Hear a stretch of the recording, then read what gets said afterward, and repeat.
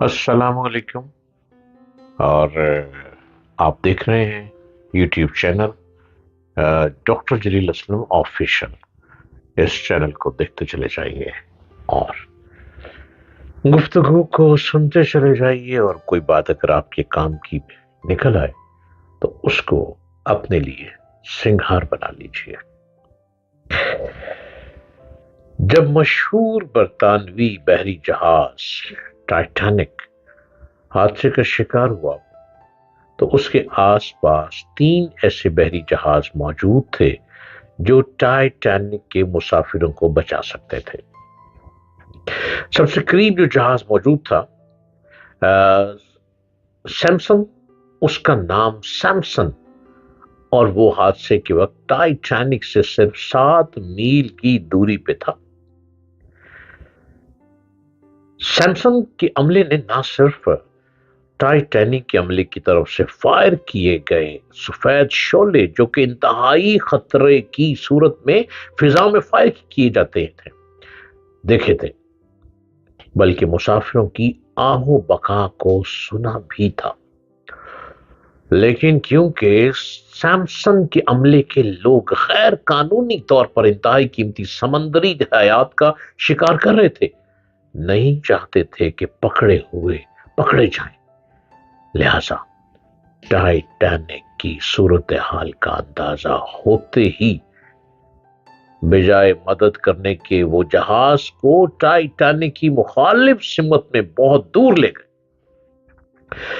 یہ جہاز ہم میں سے ان لوگوں کی نمائندگی کرتا ہے جو اپنی گناہوں بھری زندگی میں اتنے مگن ہو جاتے ہیں کہ ان کے اندر سے انسانیت کا احساس ختم ہو جاتا ہے،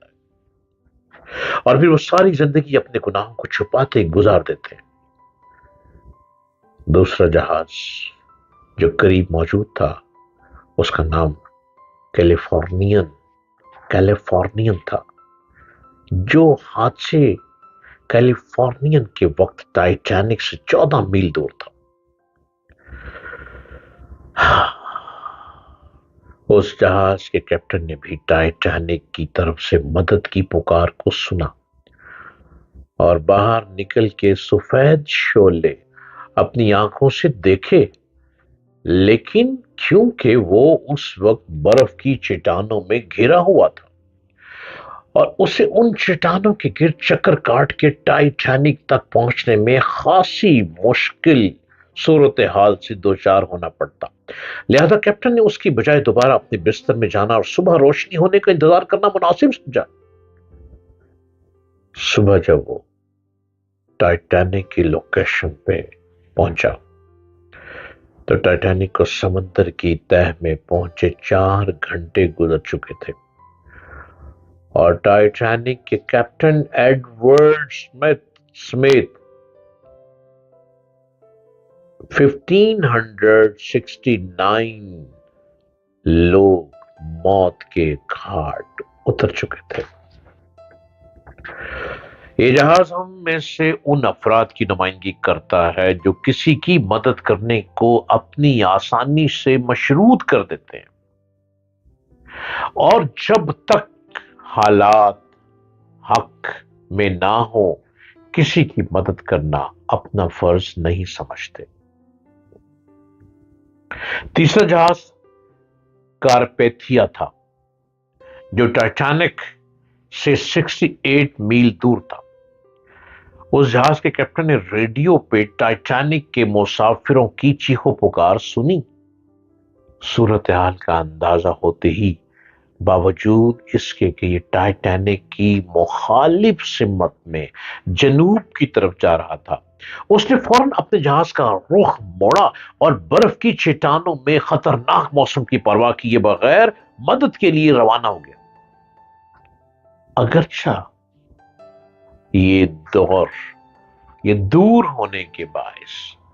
ٹائٹینک کے ڈوبنے کے 2 گھنٹے بعد لوکیشن پہ پہنچ سکا، لیکن یہی وہ جہاز تھا جس نے لائف بوٹس پہ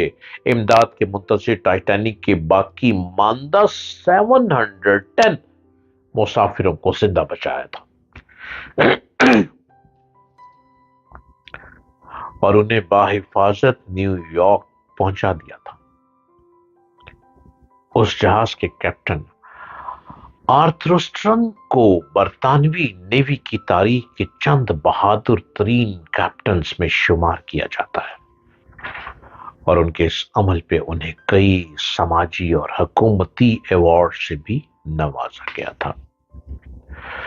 یاد رکھیے، ہماری زندگی میں ہمیشہ مشکلات رہتی ہیں، چیلنجز رہتے ہیں، لیکن وہ جو ان مشکلات اور چیلنجز کا سامنا کرتے ہوئے بھی انسانیت کی بھلائی کے لیے کچھ کر جائیں، انہیں ہی انسان اور انسانیت یاد رکھتی ہے۔ دعا کریں کہ اللہ کسی کی مدد کی توفیق دے، کیونکہ یہ انسانیت کی معراج اور اعلیٰ ترین درجہ ہے۔